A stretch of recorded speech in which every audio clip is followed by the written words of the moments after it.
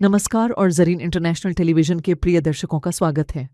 मैं तनवीर सिंह हूं और मैं आपको इस घंटे की ताज़ा खबरें लाने के लिए यहां हूं।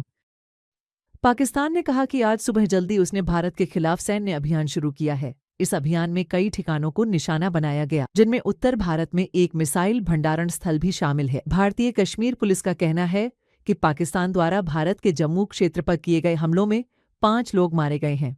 पाकिस्तान का हमला उस समय के तुरंत बाद हुआ जब भारत ने शनिवार आधी रात को 3 हवाई अड्डों को नष्ट कर दिया था। इन ठिकानों में से एक इस्लामाबाद के पास स्थित है। पाकिस्तान ने अपने अभियान का नाम बुनियान अल मरसूल रखा है। Bismillahirrahmanirrahim. Today on 10th May at the time of Fajr 05 AM F1 का फायदा।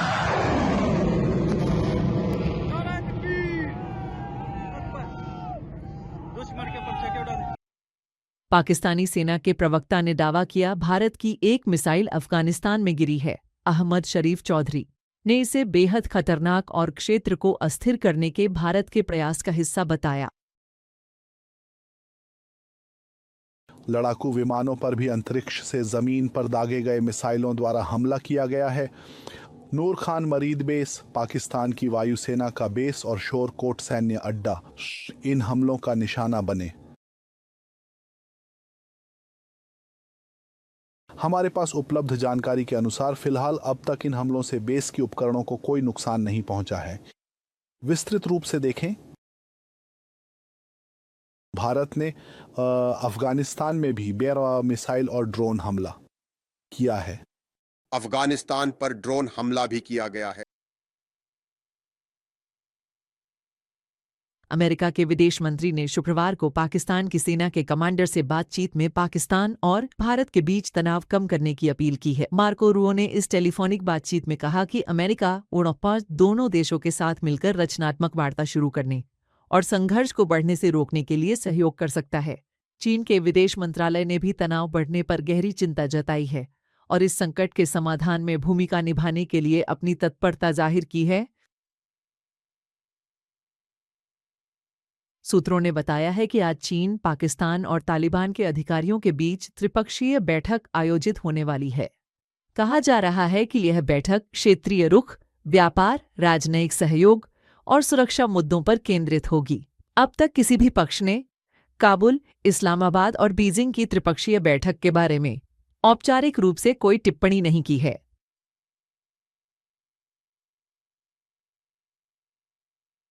बल्ख प्रांत में तालिबान के अधिकारियों का दावा है कि इस समूह के मोटरसाइकिल सवारों की रात की गश्तों ने चोरी और आपराधिक घटनाओं में कमी लाने में प्रभावी भूमिका निभाई है।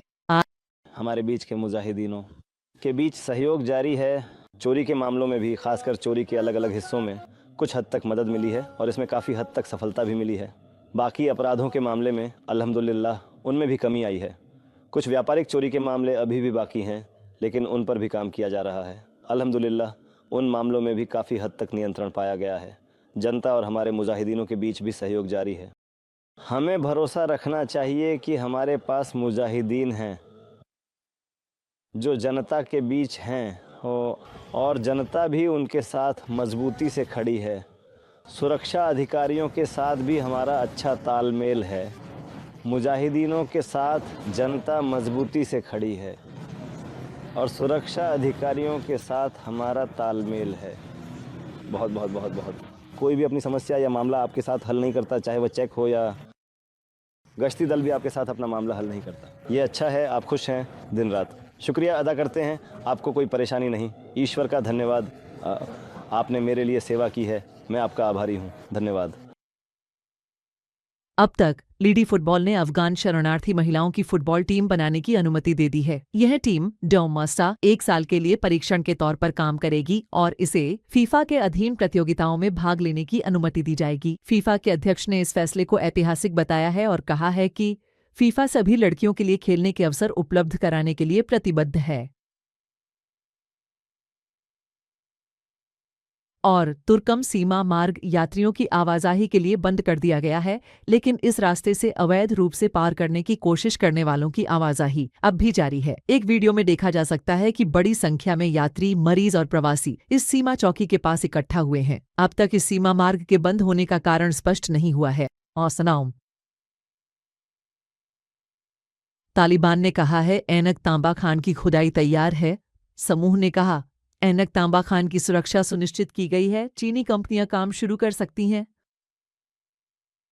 इसके अलावा जब लगभग देर हो चुकी थी, वो एक चौकी बनाई गई थी और यह वही समय था जब 2 चौकियां मेरी जिम्मेदारी में थीं।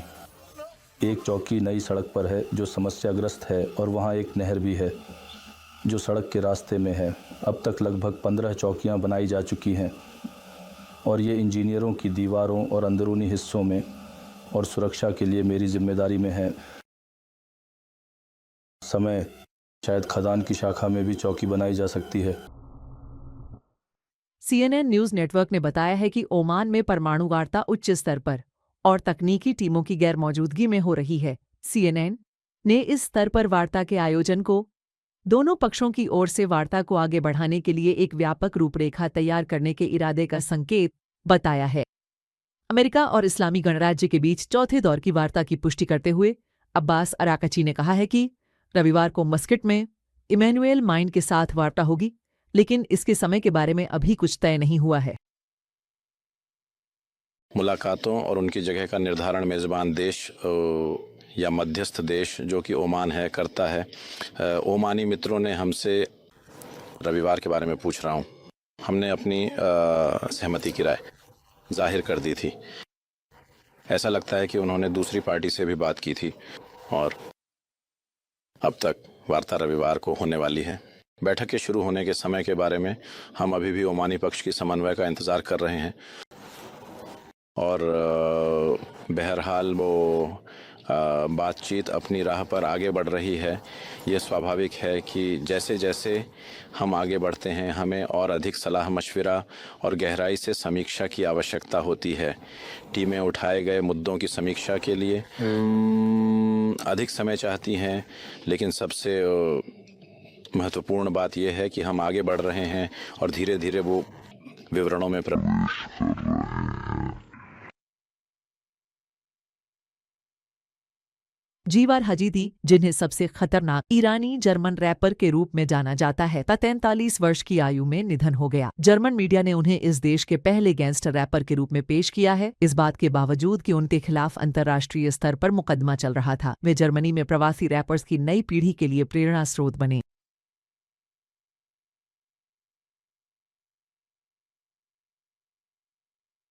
और ब्रिटेन, फ्रांस और जर्मनी के नेताओं ने शुक्रवार की शाम एक प्रतीकात्मक कदम के तहत एकजुटता दिखाने के लिए यूक्रेन और कीव की यात्रा की है।